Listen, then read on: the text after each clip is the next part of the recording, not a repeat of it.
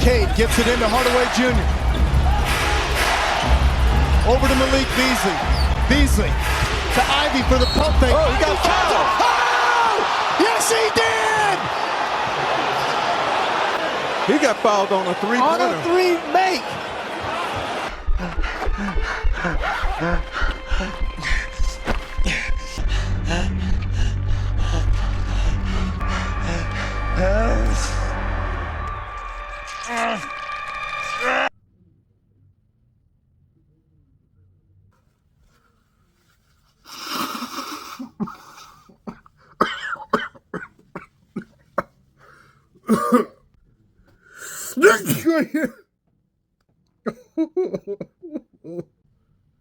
Are we done sneezing? Huh? We are? Okay. Don't interrupt me again. A Pistons come from behind victory. A 16-point turnaround in the fourth quarter. You would have thought you could stop me from making a video. I don't know what this is. I think it's just a normal cold. This my brother gave it to me, little brother. If this is COVID, you suck! Anyway, I thought this game was over at the beginning of the fourth quarter because it just, it's too much. It was insurmountable. I know Sabonis isn't there. But slowly but surely, we got make, stop. Then we got a make and then another stop. The defense started to click. At the beginning of the game, we looked real good. But that second quarter, the only person the rim would even dignify with a conversation was Cade. The rim wasn't talking to anybody else. It didn't want to even be on a first-name basis with anyone else. And you got Tobias Harris. Tobias, who do you think you are in this possession? You think you're Vince Carter? You think you're Allen Iverson? You're barely even a functioning basketball player at times. Yet you have the gall to waste an entire possession with buffoonery. The confidence, I'll give you that, because you sure as hell made me think you were going to do something noteworthy with the ball. But enough about him. His hands were carved from the finest of bricks. I think he was 1 for 7. What are you doing? 20-some odd minutes out there on the court. And all you can do is build houses for pigs. Let's talk about this Beasley. Beasley, what a glorious cocaine enthusiast you are. His shipment of coke comes in the fourth quarter all the time. And he wastes no time sniffing. And he gets into putting in work. I think he's second in the NBA in three-pointers made. Feels like to Anthony Edwards. I did not know Anthony Edwards was that high. He's shooting the lights out. But second only to him. And the back-to-back three-pointers when we need the most. This is like the third or fourth game this season he's done that. And then you've got Cade with sneeze or don't! And then you've got Cade with his constant lobs to Duran. Duran he's a resting lob threat. Cade could throw C4 and I'd catch it. He could throw a bomb and I'd catch it. That's how trustworthy he is. He's created about 53 points or more this so far just in the past month alone. He's leading the NBA in point creation. That's beautiful. That's sublime. I just wish he had more consistent help. Beasley shouldn't have to overdose just to get us back into the game. But Jaden Ivey, he's something of a him. Y'all see how happy Jaden is? That's what they call a smile. Smiles aren't myths, apparently. They're real. Sure, we've read about them here in Detroit. We've conducted expeditions attempting to find such things, but to see one in real life before us, it's unheard of. You know what I'm most surprised about at how this game ended?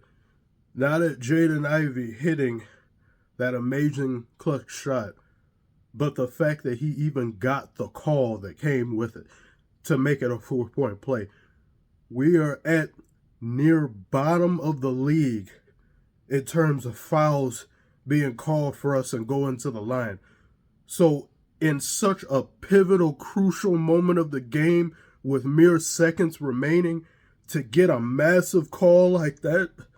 And from my viewpoint, I can't tell if it was really a lot of contact to warrant that. I don't know. It just from what I can't remember right now, but to even just get that's a miracle in and of itself. That's a Christmas Day present. We probably won't get another call like that for the rest of the year. Even if it's blatantly right for us, we're not going to get it, but still amazing. By the way, my grandmother calls Cade Cunningham sleepy eyes. And that is, she says that he does look rather well rested to me in the face. I don't sleep worth a damn. So this is what I'd imagine someone who's well rested looks like. Or someone that's baked. But who could tell, really? You Kings got undressed again. You got undressed twice by the Lakers. And congratulations to Lakers fans too, because I think they had beaten them a few, they faced them and beat them some months ago. I think that was the game I had a seizure on. I can't remember. But what is that, like 3 times this year the Lakers have beaten the Kings? Correct me if I'm wrong. But last year and then a little bit a year before that, I remember they just couldn't beat the Kings, and now they're beating them consistently. Does that have anything to do with the DeMar DeRozan trade and him being there? I don't know. DeRozan. When DeRozan takes a three-pointer, you need to be ready to rebound that. If Sabonis was in this game, I don't think we would have won. But just crashing the boards and just his being there and his presence alone, I don't think we would have won. But De'Aaron Fox being De'Aaron Fox and him doing what he does in the clutch, and the man, he's a resting crack addict himself. I haven't forgot about that game earlier this season. He had like 60-some points. I didn't get to make a video about it, but yeah, he is a big problem, and he is, especially in the last waning minutes of the game, you cannot take your eye off of him. He is always a consistent threat to any defense in the league.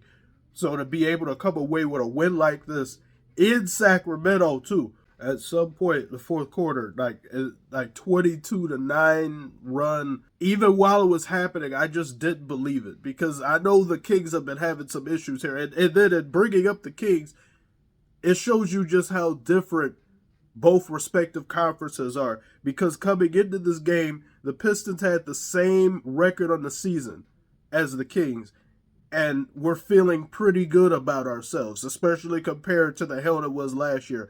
Meanwhile, the Kings, there's a little bit discomfort, there's restlessness, there's questions without really any answers. And it just shows you the massive difference between both conferences, how you can have the same record and be somewhat proud of yourself in one conference, and then in the other one, you're looking around like, what the hell is going on? Are we going to fix this or not? So, and I think we've officially won more games, or no, we've matched the amount of games we won last season at 14. Ow. Ow, my ears. I can't. Something's wrong with my ears, too. I can't. So, yeah. That, if we win one more game, we will have won more games than we did last season. Yes. Yes. Yes. I want to act a fool. I want to scream and be triumphant, but I can't do that. So, I just really, this was a really great game. My hat's off to Sacramento Kings fans, or someone tell me below, what do you think about your team, or like what's the prevailing issue a little bit? Is it DeMar DeRozan? Is it some other thing? I'm not sure.